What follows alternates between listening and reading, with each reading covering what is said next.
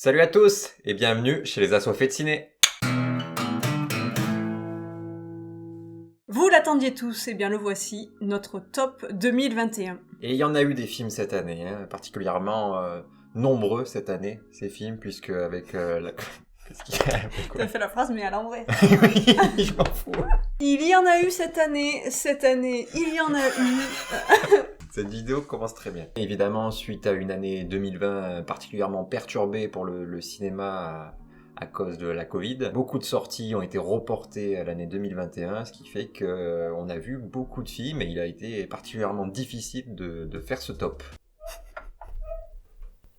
C'est mon chat, se prend pour un chien. Alors pour faire ce top, moi j'ai eu beaucoup de difficultés parce que beaucoup de films et en fait les deux premiers ça allait, mais la suite je savais pas du tout dans quel ordre le mettre. J'ai vachement galéré, mais bon je me suis lancée, on va le dire, et puis voilà. Et je rappelle que nous ne nous sommes pas concertés avant de faire ce classement, puisque voilà, on essaie de parler le moins possible entre nous des films qu'on a aimés pour éviter d'influencer l'autre. Alors pour nous deux aussi, ça va être quelque part une découverte. On va à présent commencer ce top et on citera nos mentions honorables juste avant le top 1. Notre coloc. Il est déjà éméché. À peine 19h30. On dirait pas que je suis en train de faire caca, là. Je me vois pas du tout. Et alors, tu fais caca, c'est ta chaîne, tu fais ce que tu veux. Attends, rate pas. Rate jamais ma feuille. Tu peux tomber dans les ténèbres. J'ai peur, mais j'ai pas craché ma bière, quand même, tu vois. Même si ça avait été l'apocalypse, j'aurais fini ma gorgée, tu vois. Quand j'ai cru qu'il y avait une météorite. D'ailleurs, ça spoil un peu le... Si Fabien change de taille un peu pendant la vidéo, c'est qu'il est mis assis debout. Assis debout. Sur un truc... Une sorte de tabouret qui est très inconfortable. Voilà, donc... Et voilà. C'est pour rentrer dans le cadre, en fait. Ce n'est pas Ant-Man, donc voilà, c'est n'importe quoi. En 10e position, j'ai mis Don't Look Up. Un film sur le déni, ce magnifique mécanisme de défense qui protège notre psychisme de l'effondrement, mais qui pourrait aussi mener à notre perte. Donc là, il y a un parallèle avec l'écologie très fort, et le déni médiatique, même des gens dans la vie, par rapport à la science et à tous les messages qui sont véhiculés du fait que notre planète est en danger. Et c'est très très intéressant. Un film, en tout cas... très joyeux pour commencer ce top. Nous te remercions. Merci. J'ai beaucoup aimé la fin, surtout. La fin et certains passages avec les journalistes. Pour ma part, en 10e position, j'ai choisi de commencer par un ex-aequo. On a décidé qu'on limiterait les ex-aequo quand même dans notre classement et qu'on en ferait au maximum 2. J'ai mis donc le film Free Guy, que j'ai trouvé très sympathique et puis très drôle avec notre cher Ryan Reynolds que pour ma part j'adore. J'ai trouvé l'idée intéressante et puis voilà la relation entre la réalité et ce fameux jeu vidéo avec des PNJ et puis tout à coup celui-ci en particulier qui en quelque sorte s'éveille. Voilà, je trouvais ça assez original même si ça a dû être fait dans d'autres œuvres que je ne connais pas. Et puis il y a aussi Taika Waititi dans le film que j'ai envie de saluer. Voilà. Bah, surtout qu'il y a une semaine, j'ai rêvé qu'on faisait de la bicyclette tous les trois, donc je pense que... Avec Waititi. Ouais, je pense qu'il nous salue aussi. J'ai reçu un signe de lui. Il communique avec nous. À travers les murs par de gros proutes. Comme dans Interstellar. Voilà, je l'ai mis ex aequo avec le film Luca. Donc film d'animation qui m'a beaucoup touché et qui m'a aussi beaucoup fait rire cette année. Voilà, qu'on n'a pas eu la chance de voir au cinéma, mais qui était quand même, je trouve, excellent. Ça donne envie de voyager, ce genre de film, oui. Clairement. Et puis Santa Mozzarella... C'est Lancio Bruno. Voilà, que dire de plus. Et ils ont une fixation sur Bruno, Disney en ce moment, entre Encanto et Luca. Genre c'est incroyable. Bruno, je sais pas, il y a un mec de l'équipe qui peuvent pas piffer, qui s'appelle Bruno. Ou leur petit frère, je sais pas, il y a un truc. À présent, on va passer au top 9. En numéro 9, j'ai mis la Snyder Cut. J'avais peu apprécié la Justice League de base, et là, ça a été repris avec brio. J'ai beaucoup aimé. Franchement, très long, mais très appréciable, quoi. Un excellent film qui fait honneur à ce qu'aurait dû être Justice League, qui effectivement est long, peut-être un peu trop, à mon goût, en tout cas, et puis bon... Ça va, j'ai bien kiffé, quand même si c'était long. C'était quand même épique. Ouais. C'était puissant, c'était sombre, ça retranscrivait bien l'univers des super-héros dans la brutalité et l'obscurité, quoi. Genre, tous les ajouts étaient très agréables. Ouais. Petite pas une déception pour ma part, mais ce format me convient pas vraiment pour ce genre de film. J'aurais aimé qu'ils prennent tout l'écran.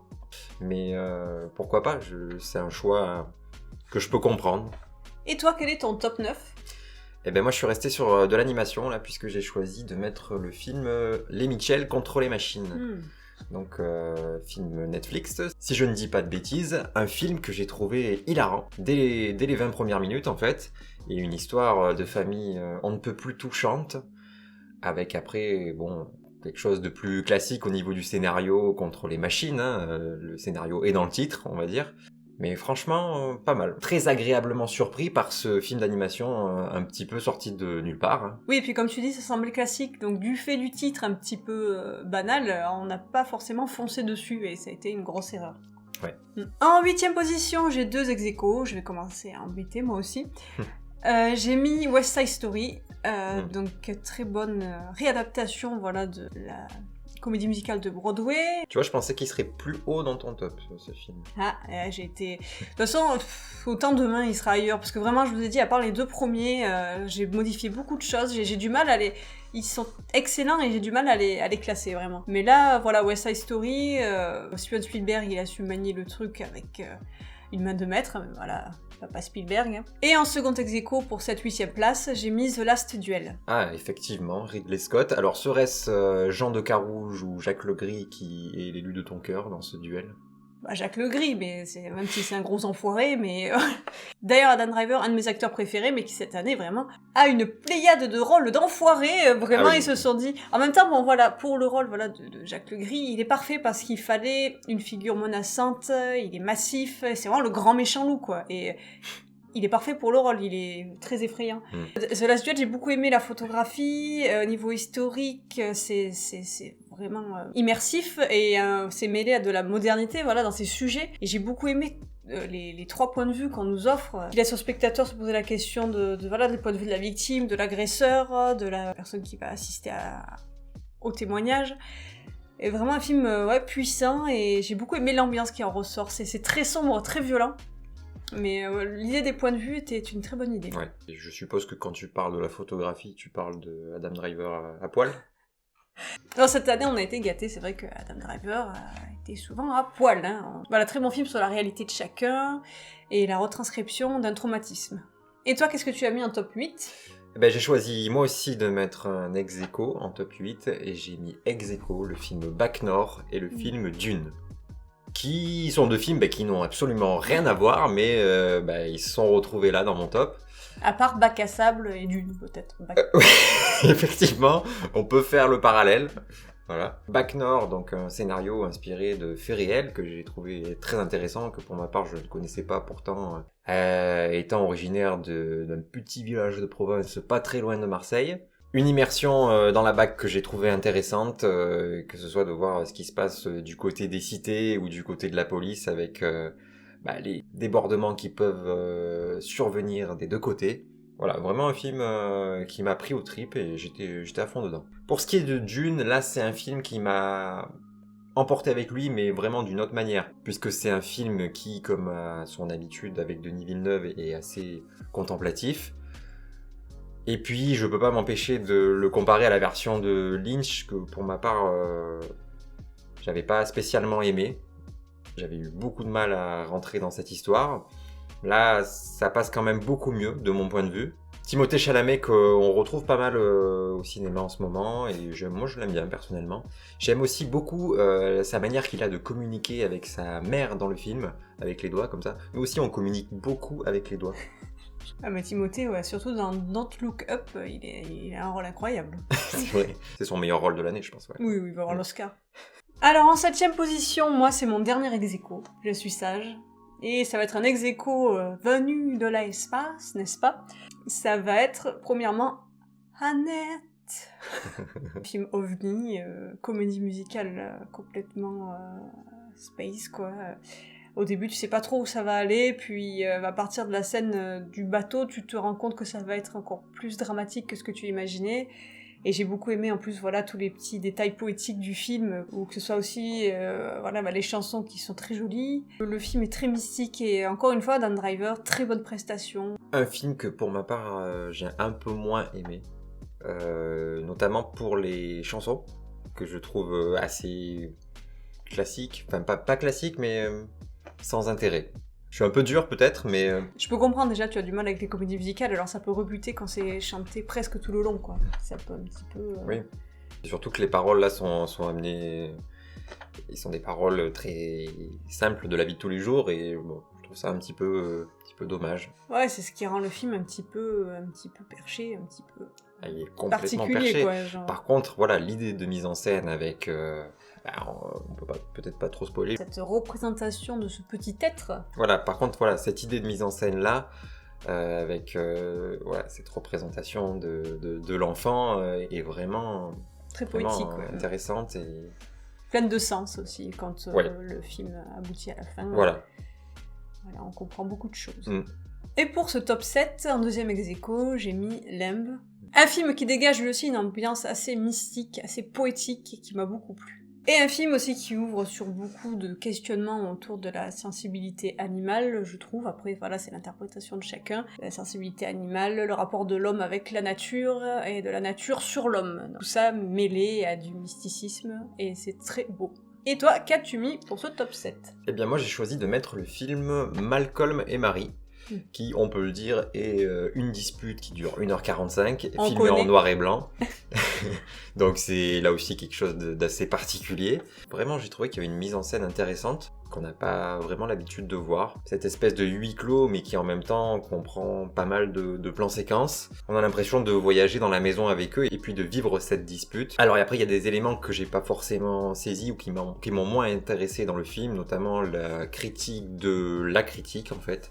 Voilà, il y a tout un passage sur ce couple d'acteurs-réalisateurs qui fait face à une critique négative, ou qui a fait face à une critique négative. Là, c'est quelque chose qui m'a un peu moins intéressé, mais vraiment, je trouve que la relation entre ces deux personnages fonctionne vraiment bien. Et ce qui est intéressant, c'est qu'ils font face à la critique, mais aussi à l'autocritique, que ce soit de leur couple, ou sur eux-mêmes aussi. Donc, c'est un cercle de critiques qui les fatigue, en fait. Et moi, j'ai beaucoup aimé la justesse des dialogues, vraiment la justesse et la violence des dialogues que peut avoir un couple, voilà, et comment il peut se rabaisser et en même temps se relever. Un film très classe et en même temps qui va dans les profondeurs de la dispute humaine, quoi, genre de la violence humaine. Ouais, les acteurs sont vraiment impressionnants. Ouais. En top 6, j'ai mis Belle de Mamoru Hosoda, un film d'une grande beauté visuelle. La thématique m'a forcément... les thématiques sont multiples, mais la thématique principale, voilà, quand j'ai vu que ça allait parler de la Belle et la Bête retranscrit dans du virtuel, je me suis dit, ce film est fait pour moi. C'est deux thématiques qui me sont très chères. J'aime beaucoup aussi la médiation virtuelle et l'utilité des avatars, que ce soit dans le fait de se révéler soi-même ou le fait de se montrer aux autres, utiliser l'avatar en médiateur. Un thème qui semble être cher à ce réalisateur, puisque... Oui, le thème aussi de la bête, le réalisateur qui a fait beaucoup de films autour de ça, que ce soit Les Enfants Loups, Summer. J'aime beaucoup les thématiques qu'il aborde. Là, l'avatar, il va être utilisé comme cathartique, et il va aussi être révélateur du bon, du mauvais de chacun, et je m'attendais pas vraiment au dénouement de l'histoire, et j'ai trouvé ça vraiment original et surprenant. Et toi, qu'as-tu mis en numéro 6 ? Eh bien, j'ai mis le film West Side Story. J'ai réussi à le prononcer, je suis content, parce que j'ai beaucoup de mal à le prononcer. Que dire sur ce film de plus que ce que tu as dit ? Effectivement, une réalisation parfaite. Pour moi, il y a rien à dire. Des lumières magnifiques, il y a des plans que je trouve incroyables dans ce film. Je peux pas là aussi non plus m'empêcher de le comparer à l'autre version. Forcément, connaissant l'histoire, j'ai moins été ému, mais il est vraiment, quand même, je trouve, excellent. Ouais, l'autre version, j'y suis beaucoup attachée aussi. La version cinéma, parce que Broadway, j'ai pas eu l'occasion de le voir sur scène, j'aimerais beaucoup un jour. Mais voilà, la version cinéma, et je trouve qu'il a un peu plus de peps, qu'il est plus cinématographique que celui d'avant. Même si je reste encore vraiment attachée au cultissime West Side Story, quoi. En numéro 5, j'ai mis Benedetta de Paul Verhoeven. Un film que j'ai découvert récemment et que j'ai beaucoup aimer, que ce soit l'univers religieux mêlé voilà, à la frustration qui domine ce film, avec cette jeune fille qui arrive pleine de vie, qui veut qu'on ait l'attention sur elle et qui d'un coup se retrouve enfermée dans ce couvent et qui va se rendre compte qu'il va falloir être comme les autres, qu'il va falloir baisser la tête et elle va tout faire voilà, psychiquement. Donc voilà, un film aussi qui parle de psychologie hein, et qui mêle religion et psychologie, donc on a le côté iconique pour représenter certains mécanismes psychiques. Et cette femme qui va utiliser voilà un petit peu tout ce qui est la conversion en psychologie pour montrer aux autres, que ce soit par la religion ou par son corps, ses troubles psychiques et toute sa frustration, tout ce qu'elle a en elle. Et en plus, comme c'est une histoire vraie, c'est quand même assez surprenant. Et quoi de mieux pour explorer et retranscrire toutes ces thématiques que des bonnes sœurs qui se baladent à poil. Et qui prie God en utilisant un God, voilà. On se rapproche de Dieu, quoi. Voilà. C'est dommage, parce que comme chacun sait, se balader à poil, c'est mauvais pour la planète. Voilà. Petite dédicace à Drawer, si tu nous regardes. Moi, mon top 5, c'est le film Matrix Résurrection. On peut dire qu'on a une affection assez particulière pour le cinéma des Wachowski. Eh bien, je n'ai pas été déçu par ce 4e volet de la saga Matrix. La première partie du film m'a vraiment intrigué et j'ai trouvé ça très intéressant. J'arrivais vraiment pas à savoir s'ils allaient briser le 4e mur ou si on était dans un tout autre délire. Finalement, on est dans un tout autre délire que j'ai trouvé très intéressant. C'est difficile d'en parler sans spoiler. Comme souvent avec Matrix, il y a plusieurs interprétations qui sont possibles, il n'y a pas tout qui est clair et il faudra sûrement que je revisionne le film pour mieux le comprendre. Mais en tout cas, moi, cette proposition m'a séduit. C'est peut-être pas le cas de tout le monde, a priori, de ce que j'ai vu, les avis sont quand même plutôt mitigés. Un film que j'ai adoré également parce que ce film nous surprend totalement.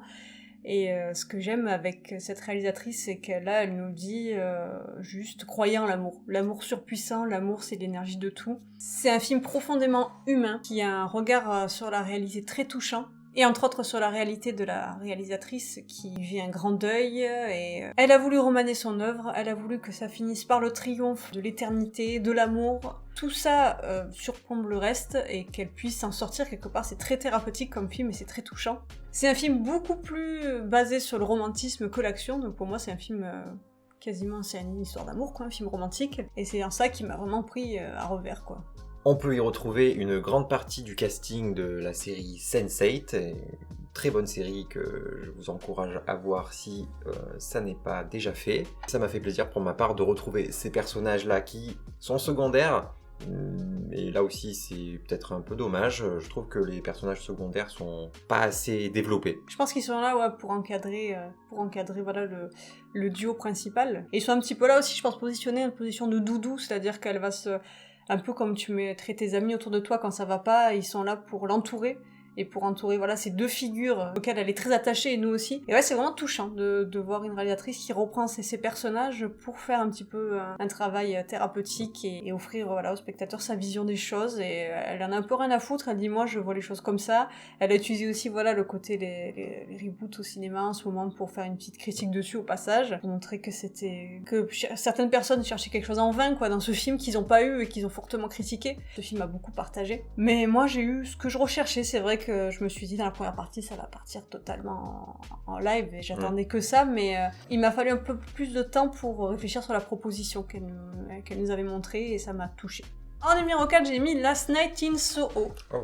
Un film qui fait un peu lien, parce que, comme pour Matrix, il va parler de la nostalgie que recherchent beaucoup de gens. Là, les spectateurs recherchaient de la nostalgie dans Matrix, ils voulaient voir ce qu'ils avaient déjà vu. Et là, ça va être une jeune fille qui fantasme sur la ville, et qui a un petit peu cette nostalgie d'un temps perdu qu'elle idéalise. Mais ce temps perdu est pas si beau que ça, et va faire ressurgir des fantômes un peu crasseux. Et c'est un film qui m'a beaucoup plu, avec ces jeux de miroirs, d'identification et ce questionnement de cette jeune fille qui va se rendre compte que tous ces fantasmes c'était vraiment de l'idéalisation. L'esthétique du film est sublime et j'ai beaucoup aimé la scène de danse où il y a Matt Smith qui switch avec les deux actrices là, qui d'ailleurs n'a pas été cutée si je comprends bien. Ah non, elles sont magiciennes. Non. Cette scène qui a été une galère de réalisation apparemment et qui rend super bien. On va essayer de vous mettre la scène en image pour que vous compreniez. Oh putain.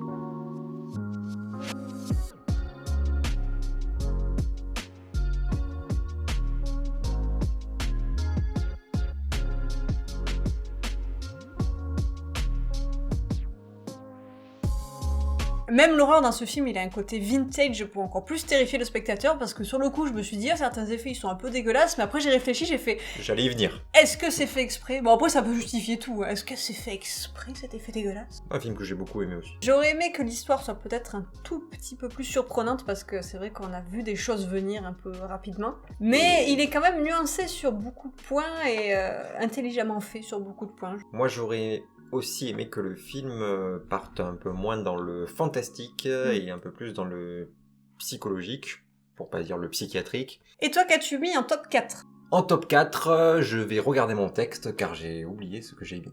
Eh ben, peut-être que je faisais du déni puisque j'ai choisi de mettre le film Don't Look Up, Déni cosmique, en top 4. Forcément, j'ai eu une, j'allais dire affinité, mais non, je ne le connais absolument pas. J'aime beaucoup Leonardo DiCaprio. Ah oui, t'as une affinité avec DiCaprio. T'as déjà dit beaucoup de choses sur le film, un film surprenant, beau, jamais ennuyeux. Cataclysmique. Ouais, cataclysmique, ouais. Qui ne met pas en joie, ça c'est clair, mais qui révèle beaucoup de choses sur notre monde actuel. Émouvante, une fin émouvante aussi. Oui. Attention, nous entrons dans le top 3, ça ne rigole plus. On se concentre un petit peu. Ça décode plus. En numéro 3, j'ai mis Matrix Résurrection. On en a parlé, ce film m'a extrêmement touchée dans tout ce qu'il est, tout ce qu'il représente et tout ce qu'il veut dire. Et toi, qu'as-tu mis en top 3 ?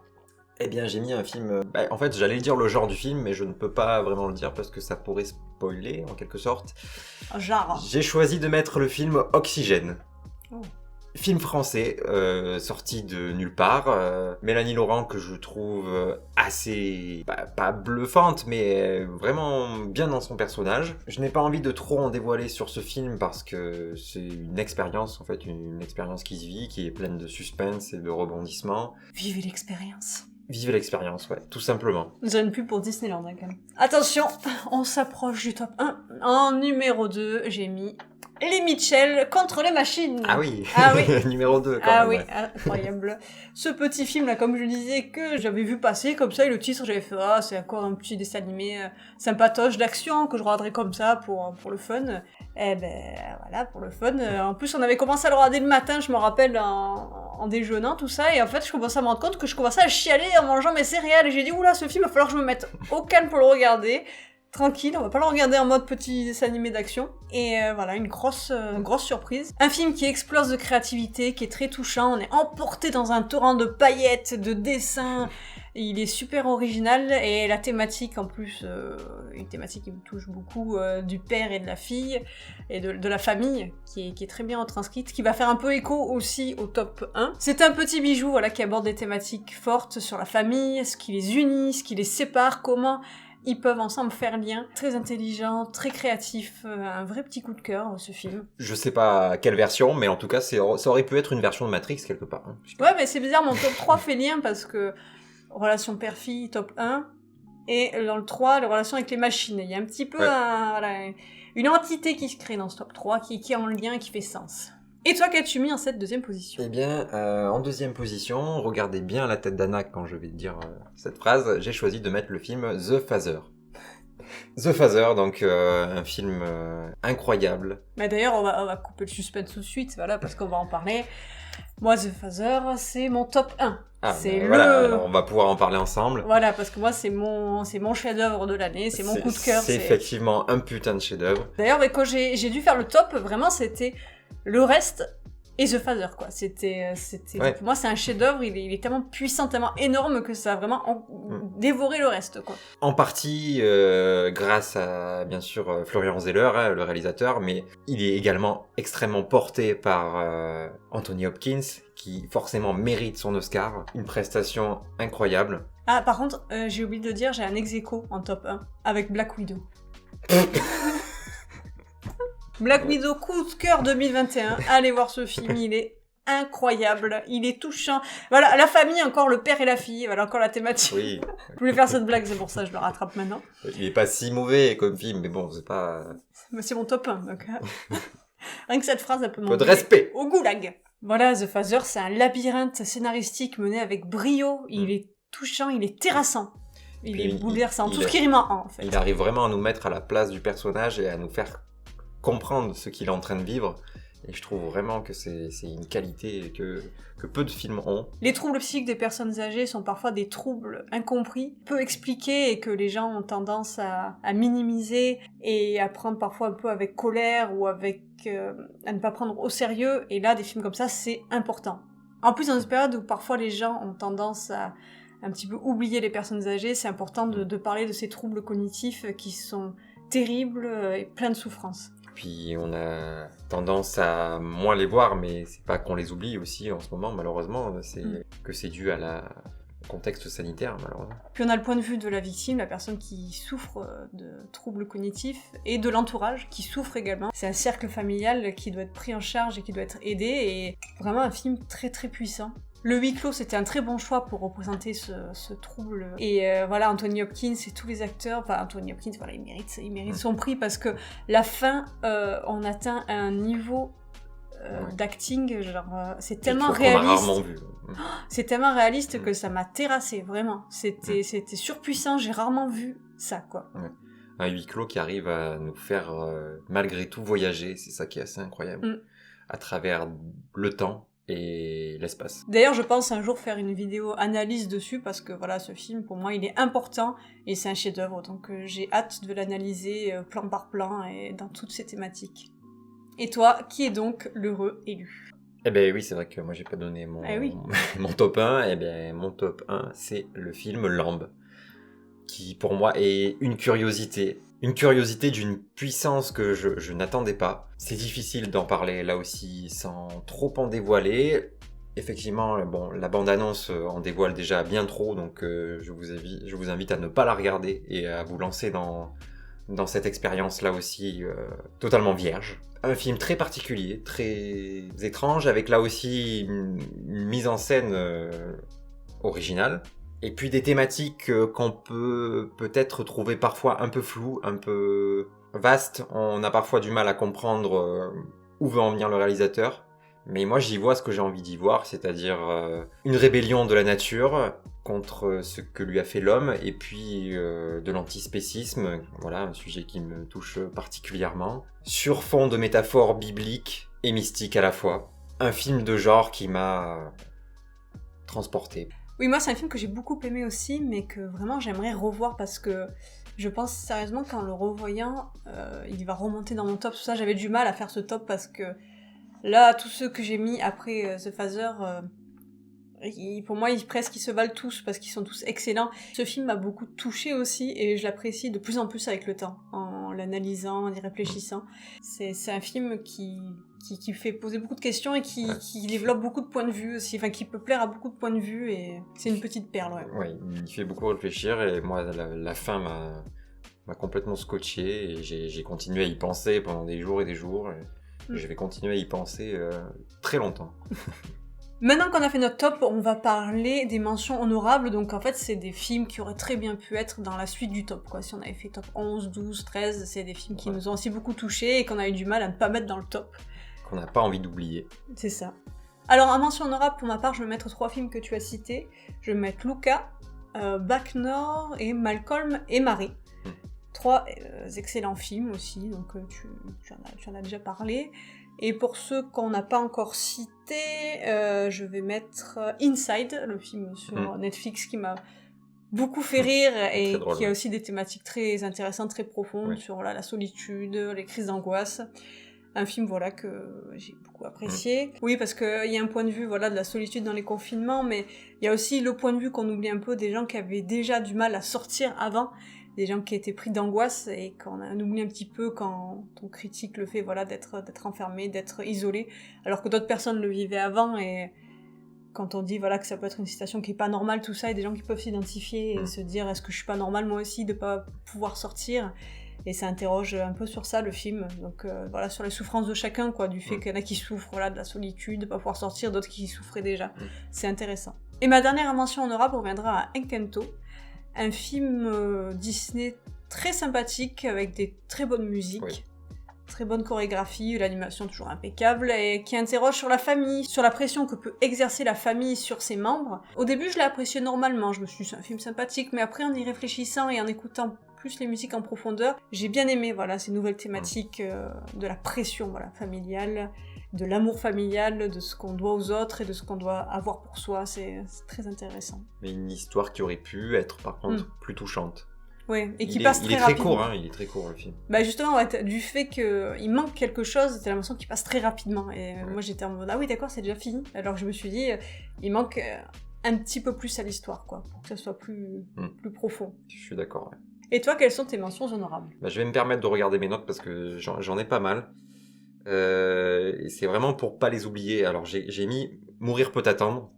Parce que quand même, là aussi on peut pas spoiler, mais c'est quand même un film qui boucle quelque chose. Voilà, qui boucle quelque chose, c'est ça. Merci, j'arrive pas à trouver mes mots. Et puis, qui le fait assez bien. Ouais, à plusieurs moments, j'ai été touchée dans ce film. J'ai également mis les films Tic Tic Boom, The Lost Daughter, Belle, qui fait partie de ton top, Old, pour ne pas oublier M. Night Shyamalan. Tu as mis Old oui. dans les mentions honorables. J'ai mis Old dans les mentions honorables. Est-ce que ça te pose un problème ? Moi, j'avais très envie de pisser pendant le film, donc voilà. Donc c'est une raison pour pas le mettre dans ton top. J'avais peur de louper une scène et de plus rien comprendre. Après, je suis en courant faire pipi. Je n'aime pas ça. Non, mais c'est un scénario là aussi assez original, quoi. Mais bon, il y a peut-être après par-ci par-là des incohérences et tout ça, mais je l'aurais pas mis en mention honorable. Mais après, voilà, chacun. C'est pas le meilleur film de Shyamalan. Mais voilà, il est toujours vivant, toujours debout. Une fin peut-être un peu décevante et qui pourrait alimenter certaines théories du complot. J'ai aussi mis le film Last Night in Soho, qui moi, ne fait pas partie de mon top, même si j'ai très apprécié. Le film Annette. Le film The Power of the Dog, qui a une première partie qui par contre est très contemplative. Très lente, où j'ai vraiment eu du mal à rentrer, mais finalement une fin qui est intéressante, donc il mérite d'être dans les mentions honorables à mon goût. La seconde partie est très intéressante. Ouais.